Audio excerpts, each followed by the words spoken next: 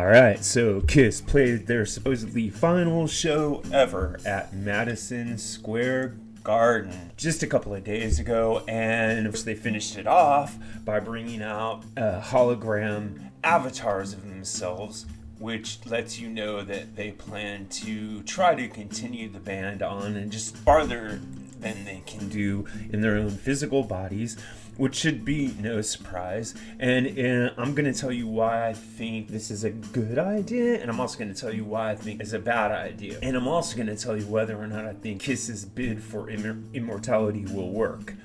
But before we launch into that, I just would like to remind you to like and subscribe to the channel to help the channel grow and stay informed about new videos, which post up just about every day. Alright, so when Kiss announced that they were going to do their End of the Road tour, I'm sure only 1 in 100 people believed that it would truly be the end of the road.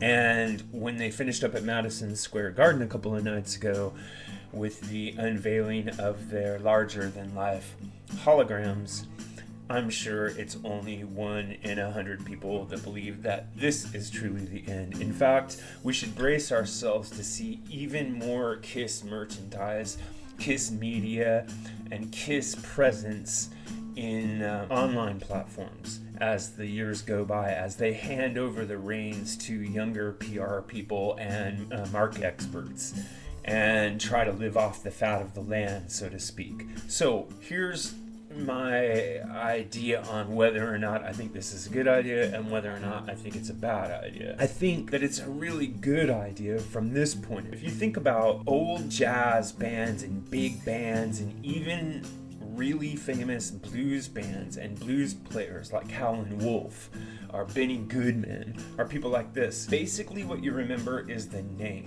if you even remember that. And they are not as easy to remember as the years go by as something like, Ludwig van Beethoven, because of the simplicity of the very famous Fifth Symphony motif and his distinctive look. Now that might sound very shallow, but what I'm trying to say is there really is something to having a simple, iconic look and really hummable, memorable melodies.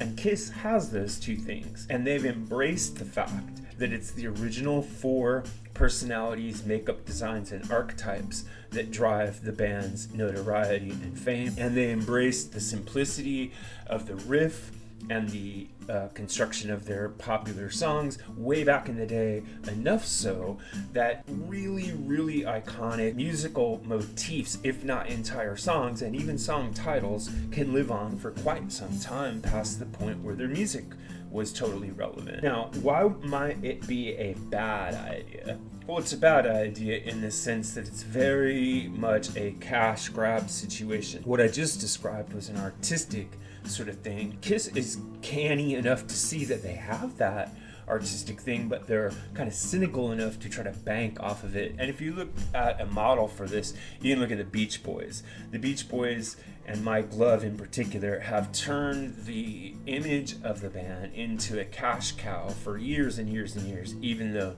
the Beach Boys no longer really function as a band.